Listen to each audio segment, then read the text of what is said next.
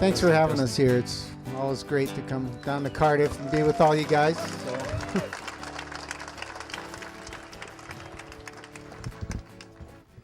You know, I had, I don't know, I guess some kind of reputation at the pipeline, but I have to tell you that I kind of owe it all to this guy right here. And, you know, back then he never got the credit that he really deserved. And I just want you all to know that he's always Mr. Pipeline in my book. So.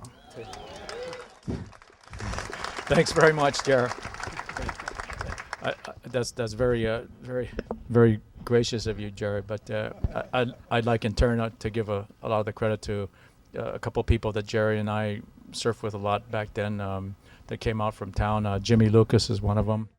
My dad was a surfer before we came over to Hawaii in 1952, and so a lot of the people that were of his peer group, his age, Pete Peterson, Hoppy Swartz, Tom Zahn, thank you, all these guys. I was lucky enough to be around Greg Noel when he first started coming to the North Shore.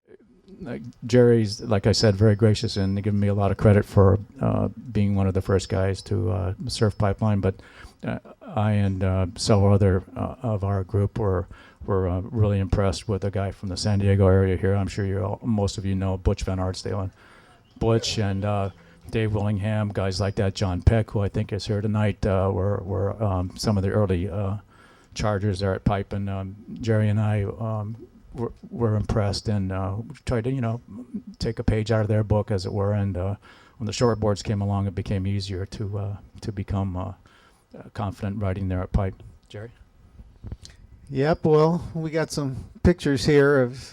I guess that looks like Pipeline shot from the air. But, in the beginning, they didn't even have a name for the place. And I guess it was in '61 that Phil went out there the first time. I believe that's about right, Gerry, yeah. Talked into it by Bruce Brown.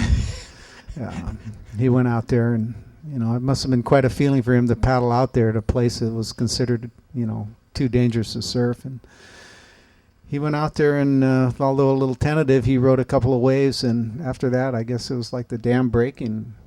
Everybody had to do it.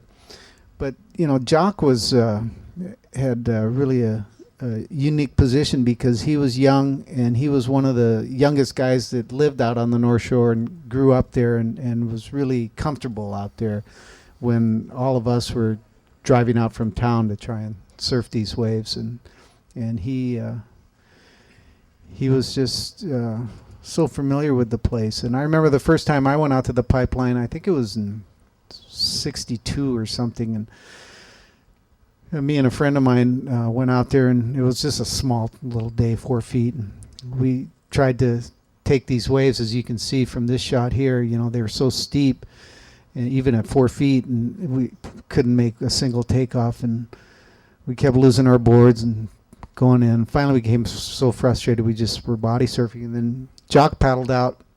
He had a coconut hat on, and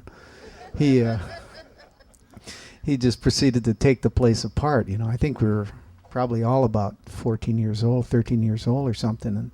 And we were just amazed at, how well he could surf the place. And we introduced ourselves, and he gave me a tip that day that pretty much launched my whole career at the pipeline. He told me, this is a simple thing.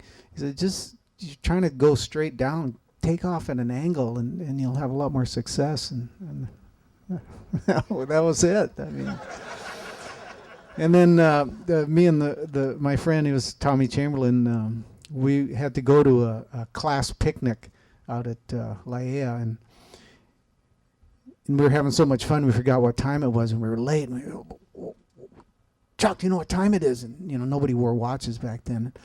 Jock looked up at the sun. He goes, it's 11:43. We're late.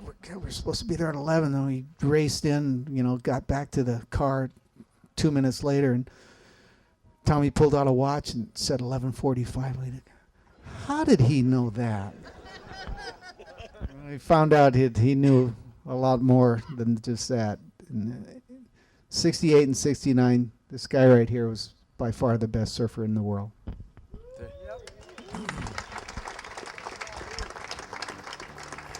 Thanks very much for that, Gerry. Like,